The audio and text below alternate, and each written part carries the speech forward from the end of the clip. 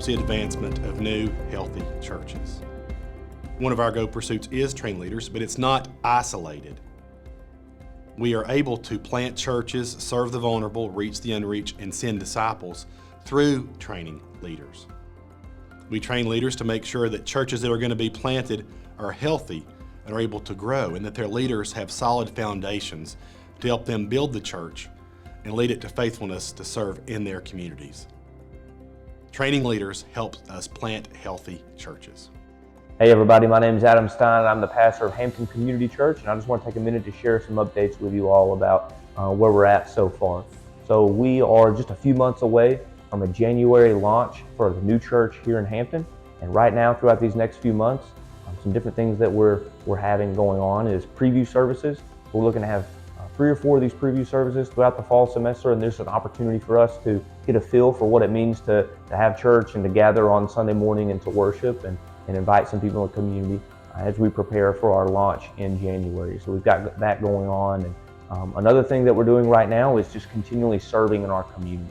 We were already looking for service opportunities, and then this storm happened, and here we are with tons of service opportunities right in front of us, and even like the home I'm standing in right now here in Hampton. And so that's one thing that we've just been doing a lot as a church plant, and even as Redstone Elizabethan, and I know that you all and other churches are doing that as well. And so that's taking a lot of our ministry focus and energy as we're just jumping in and trying to walk with families and meet people where they're at and love them well as a core group.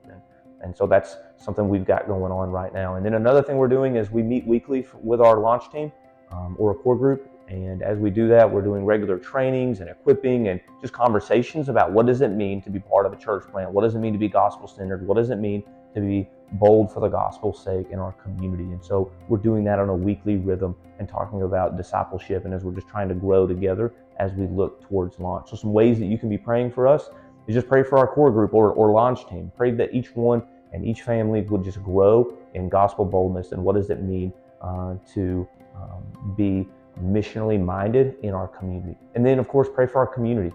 Pray for the physical felt needs that are all around us, especially that are highlighted by this storm and just the destruction as we're stepping in. But then pray for the hearts of the people in Hampton, that people would be drawn to Jesus through the gospel being proclaimed, and that people would come to know him, their hearts would be stirred for him.